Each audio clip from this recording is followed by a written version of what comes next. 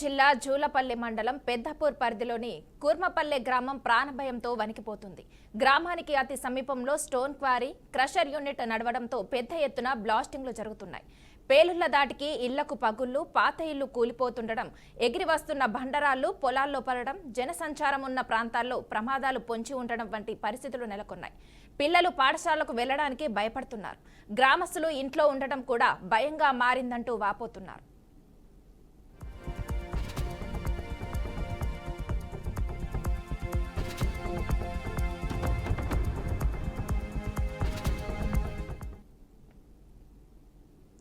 Stone quarry, crusher యాజమాన్యం చట్టబద్ధ అనుమతులు లేకుండానే వ్యాపారం నిర్వహిస్తుందని గ్రామస్తులు ఆరోపిస్తున్నారు.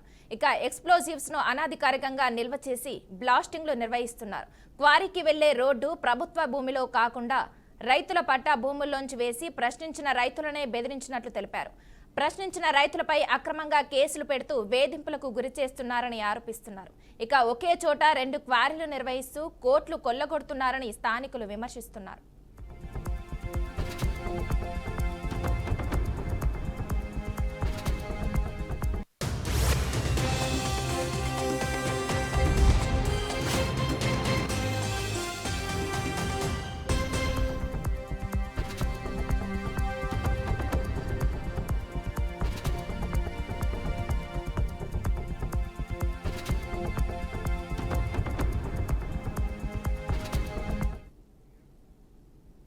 గ్రామస్తులు అనేకసార్లు జిల్లా కలెక్టర్, మైనింగ్ శాఖాధికారులు, హైదరాబాద్లోని మైనింగ్ కమిషనర్ను కలిసి తమ బాధలు వివరించారు. అయినా ఇప్పటివరకు క్వారీ, క్రషర్పై ఎలాంటి చర్యలు తీసుకోలేదు. సంబంధిత అధికారులు అన్ని అనుమతులతోనే జరుగుతున్నాయని అంటున్నారు. ఇదంతా రాజకీయ అండదండాలే కారణమని, అధికారులు ఎటువంటి దర్యాప్తుకైనా ముందుకు రావడం లేదని గ్రామస్తులు ఆవేదన వ్యక్తం చేస్తున్నారు.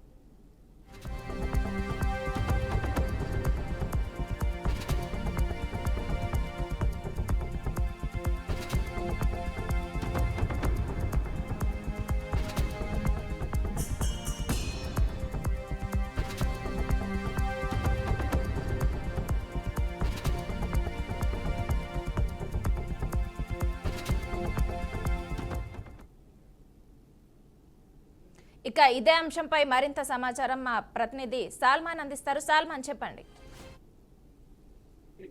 తెలంగాణ రాష్ట్రంలో అయితే నిద్రపోతుందని చెప్పవచ్చు. దీనికి సంబంధించి మనం పెద్దపల్లి జిల్లాలో చూసుకున్నట్లయితే పెద్దపూర్ పరిధిలోని కుర్మపల్లి గ్రామంలో అక్రమంగా మైనింగ్ చేస్తూ క్రషర్ నిర్వహిస్తున్నారు. దీనికి సంబంధించి గ్రామస్తులు ఎన్నో మార్లు కలెక్టర్ కు, అదేవిధంగా మైనింగ్ అధికారులకు ఫిర్యాదు చేసినా ఇప్పటి వరకు పట్టించుకోవడం లేదు.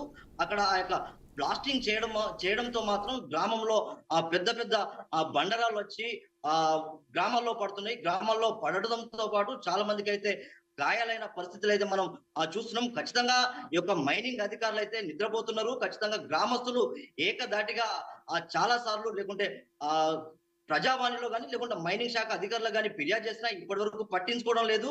ఈ యొక్క మైనింగ్ శాఖ అధికారులు మాత్రం క్రషర్ యజమానులు అయితే ఎవరైతే ఉన్నారో వారు ఖచ్చితంగా కొంత మట్టుకే దాన్ని క్వారీ నడుపుకునేందుకు అయితే లీజుకు తీసుకుంటారు. కానీ పెద్ద మొత్తంలో అక్కడ ప్రభుత్వ భూమి ఉంటది కనుక ఖచ్చితంగా ప్రభుత్వ భూమిని వారు అధికారులు ఖచ్చితంగా పెద్ద ఎత్తున అయితే అనేక ఎకరాల్లో మాత్రం ఈ యొక్క మైనింగ్ నిర్వహిస్తున్నారు. దీనికి సంబంధించి గ్రామస్తులు అయితే వారి యొక్క గృహాలు కానీ లేకుంటే పెంకుటిల్లు కానీ పూర్తిగా ధ్వంసమైన పరిస్థితులు అయితే నెలకొన్నాయి. చాలా మందికి అయితే గాయాలైనాయి. ఖచ్చితంగా కలెక్టర్ కు ఎన్ని మార్లు ఫిర్యాదు చేసినా ఇప్పటి వరకు వారు పట్టించుకోవడం లేదైతే గ్రామస్తులు వాపోతున్నారు.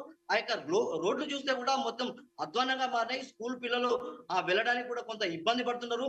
దానికి సంబంధించి రైతులైతే పెద్ద ఎత్తున నష్టపోతున్నారు.